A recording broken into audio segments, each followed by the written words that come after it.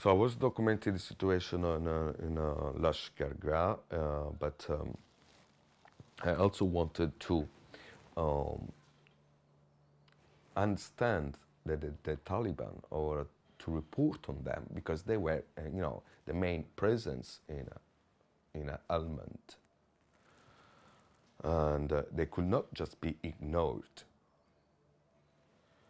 So I wanted to report on them, also, on the Taliban, about the Taliban issue. I want to meet them face to face. And the best way was to go to Musakala, where their headquarters was. Musakala was recently bombed by the coalition force. But I managed to go there, and I saw, district which was completely destroyed. But still with people carry on with life. And I met the Taliban, and actually they took me around as well to see some places. And after a few days, they asked me to leave. And initially I didn't want to, but then they insisted me to leave. And I realized that lots of people were leaving Musagala. In fact, there was another air bombardment going on.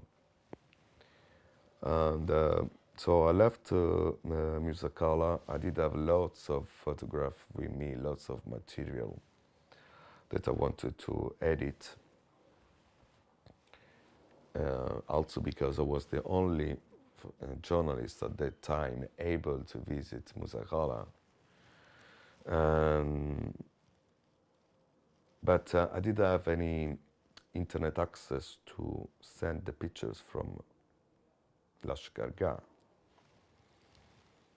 The only place available was from an NGO, but this NGO didn't want me to use their internet connection to send those pictures.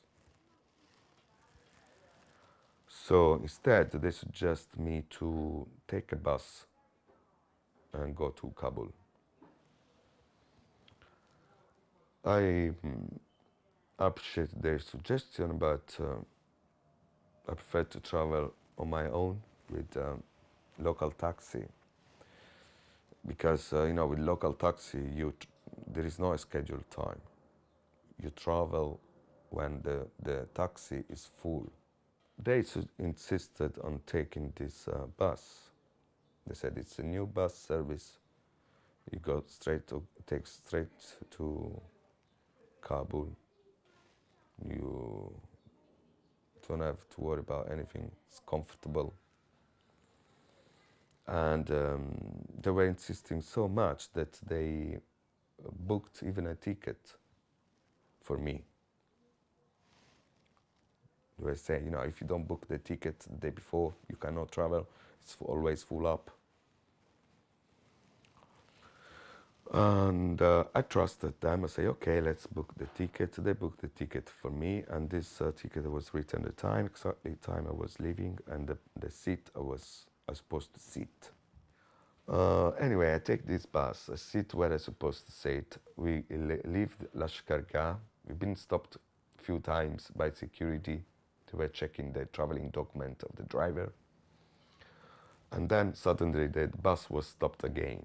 I thought it was another police control, but it was not. There were 5 armed people that surrounded the bus. And then they put me in their car. They blindfolded me, and they took me somewhere in the middle of nowhere. Unusual things is that they didn't ask for my documents. They didn't take my passport, because they didn't need to prove anything. They knew who I was. And then, initially they say they were the Taliban. Then I was very surprised. I said, how comes you are the Taliban? If I've been to the headquarters, I spoke with some of them, and they allowed me to stay in the region. During the period I was kept in this dark room, and you know, in several occasions they told me that they were going to kill me.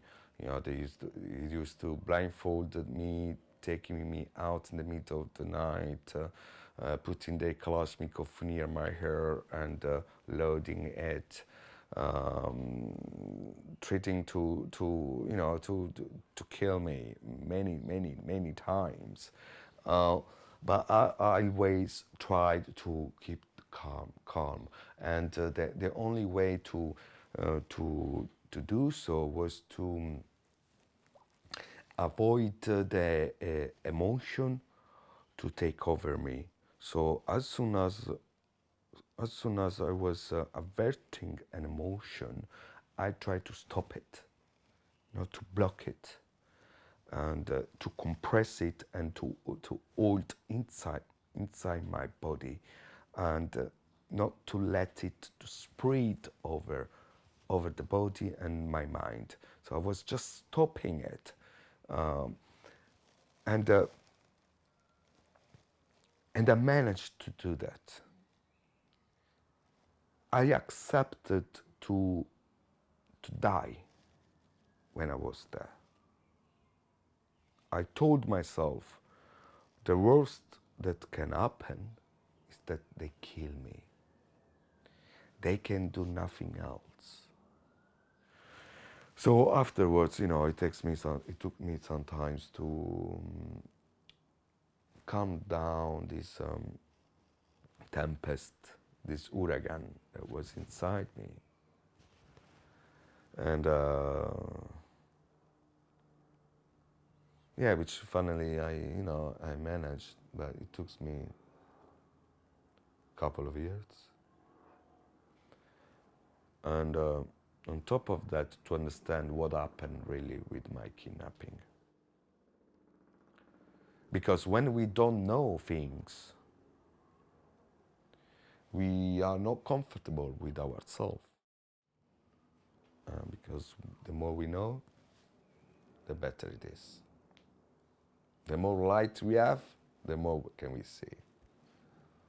Let's put light on.